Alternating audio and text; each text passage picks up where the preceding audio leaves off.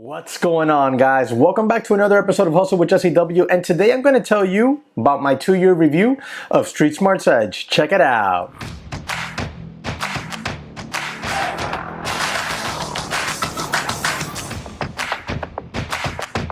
Alright guys, let's go ahead and jump into this video here. Before we do me a quick favor, smash the like button and be aware that I actually stream on weekdays in pre-market starting at 8 a.m. So hit the notification bell so you're alerted when I go live. We can make a watch list together. I answer your questions as well in pre-market. So if you have charts or any questions regarding trading, that's a perfect time to ask me live. Alright, now about 2 years ago, I left E-Trade and went on over to StreetSmart's Edge. Now the reason I left E-Trade is out on my YouTube channel. You can see that video, and maybe I'll try to post a link tab here on this video where you can click it and go watch that video, but do that at the end of this video. And this video we're going to talk about my thoughts on StreetSmart's Edge after 2 years of continuous use every single day. That's right, every single day. I trade every single day. Now obviously there's some days where I won't catch a trade, but it doesn't mean I'm not in the market, all right? And I'm not live in my Discord going over charts and questions and setups and lessons and recaps, all live with my students, DTC Lite and DTC Pro students. So make sure to check out the links in the description and comment section below to that. So I'm in the market and I'm on my platform every single day, right? That the market is open. Now, after 2 years of use, I have found that the StreetSmart's Edge platform it's pretty good. It's good. It's robust. It has all the tools I need as a trader in order to actually, start my day off effectively. Now, I can go back to not last summer of 2021, but the summer of 2020. I was down in the Keys for about 2 months, maybe 3 months in a row, and all I used was my MacBook Pro with the StreetSmart's Edge platform, the cloud version, because they at the time did not have a downloadable version like I have for my regular Windows platform, So I used their cloud version, not the web, not the CharlesSchwab.com web interface. No. The StreetSmart's Edge cloud version. I used that, and I used it every single day during the summertime while I was down there, and it was great. I had almost no complaints on it. For what it was great. Now, would I just use that? No, I prefer a software that I can download to my computer and actually use off of my computer. But I had no choice at the time. That was the laptop I had, and I didn't really think about buying a Windows computer at that time. Now I do have a Windows full trading platform that I travel. It's my travel trading station that I travel with, and that works out beautifully. I no longer really use that cloud version. Sometimes I do update it on my MacBook because I keep it as a backup just in case, but for the most part I haven't used it ever since, again, to trade actively with. So with that said, the StreetSmart's Edge, what do I like about it? What don't I like about it? We're going to go over all that here in this video. So the first thing that I like about it is that it's very easy to use. It's easy to use. The platform is easy to use. Everything, like all the buttons are big, they're not tiny. Like on E-Trade Pro, the buttons tend to be really small. So on StreetSmart's Edge, the buttons are big, they're easy to spot, they're easy to click. The all-in-one tool is great because it has your level 1, it has your order entry box, it has your level 2, and it has your time and sales right there, all neat in one little square. I really enjoyed it. I like it a lot. It's very easy to use, straightforward. There's no guessing. You don't really have to dive into like an owner's manual type of thing and go through tutorials that much. Other than maybe some YouTube tutorials, it's really not that difficult to navigate the platform itself. So it's easy to use, and I enjoy that very much because I'm not a very techie person. I don't really like technology too much when it comes to software and learning to use brand new software. That's why I still have an iPhone, because I haven't gone to the Droid because I don't want to learn a new phone. So it's great that it's that easy to use. The order execution on the platform itself is good.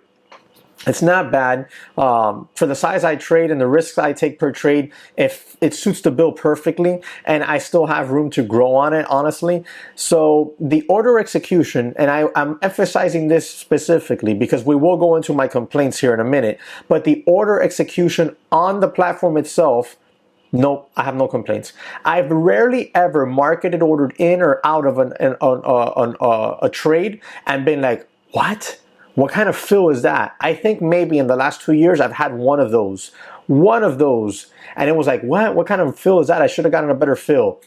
I think maybe 1 in 2 years. That's not bad considering we're talking about market orders. When I put my orders out on the ask, I've only had one instance where I was a little taken back because the stock did surpass my limit order, and I got no fill. So let's just use an arbitrary example.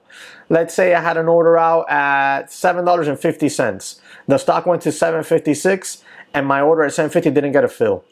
Something like that happened to me. I don't remember what it was. I think there's a video on YouTube about it once, and I complained to them about it. They fed me a line there, and that was it. So that was one time in 2 years. Other than that, my orders out on the ask, never really had a problem. Orders on the bid, typically no problem. Market orders, no problems. So in those 2 years, I've only had 2 moments where I was like, what kind of fill was that? That's not terrible, considering it's a free commission broker. So now that we got the good out of the way, let's go ahead and talk about the bad. Complaints that I have. Well, a complaint that I would have, which doesn't really affect me all that much, is that at the bell, the platform is extremely laggy.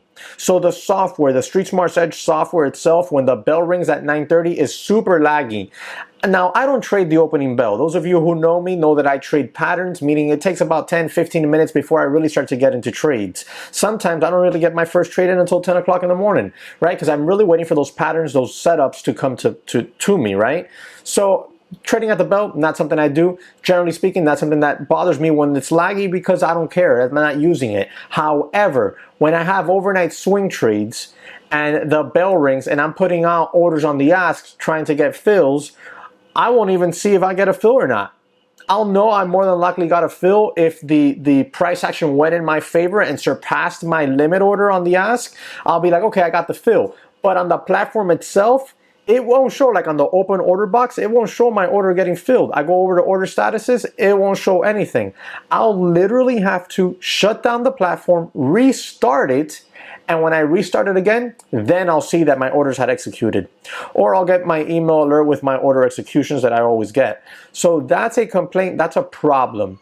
That's a problem for me when I do my swing trades overnight, that I'm trying to take profit at the bell.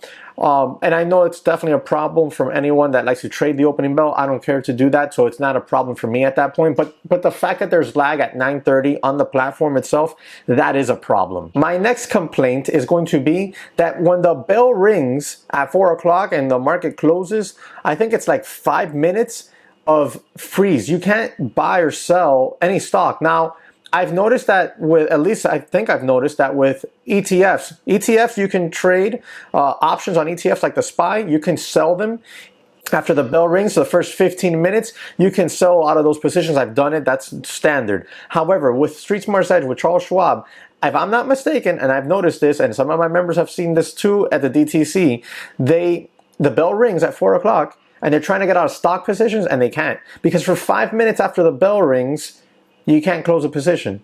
And after hours, even if you're using after hour routes, you can't close them. That is really odd and extremely unacceptable. And I remember that happening to me months ago, maybe when I first started using them on the first year. I noticed that on a small cap swing trade that I was holding overnight. I was trying to take some profits off after the bell, and I couldn't. I had to wait 5 minutes, and I was like, what is this? So that is a problem. I don't like that at all. And then lastly, and this is something that I've seen across the board, it doesn't matter what broker it was, pretty much, when we have intense volatility in the market, during market crashes, during stuff like that, when AMC and GME were going insane, when the market was crashing and it was going insane, the platform itself can get extremely laggy at any point in time. It doesn't matter if it's 9:30 in the morning, it doesn't matter if it's 10:30 in the morning, it doesn't matter if it's 1 o'clock. If there's intense volatility, you'll see that lag. Now, I've only seen that happen like 3 times over the last 2 years, but that's a problem. That's a huge problem, because I remember one time it happened to me, and I was in a Tesla position with shares themselves. It was about $175,000 position,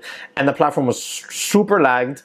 I didn't know whether or not my orders were being filled. It was late in the morning. I was on the phone for 1 hour with Charles Schwab about it. So that is a problem. That is a huge problem. But then again, that's a problem that we saw during that intense volatility on every broker. We saw it on Charles Schwab. We saw it on E-Trade. We saw it on TD. We saw it even on boutique brokers like I believe Lightspeed. So we saw it on interactive brokers. We saw it across the board. So I can't hold them accountable in the sense of they're the only ones when it happened to everybody. It's still unacceptable because we're talking about huge operations. That should not be a thing.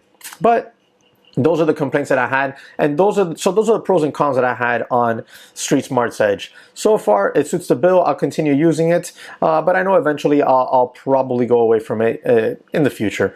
All right, and I'll move on to something like Lightspeed at that point. But for now, it suits the bill. If you have any questions about the platform, you can go ahead and drop it down there. If it's very, very detailed questions, then your best bet is to contact their chat support directly. They're more inclined to be able to answer those questions for you, right away. If you ask me like stuff, hey Jesse, what do you think about this? What do you think about that? I can give you my opinion, obviously. But as far as tech support type questions, you're better off asking tech support directly. Guys, thank you very much for watching. Remember to hit that like button, subscribe to the channel, and I'll catch you on the next one.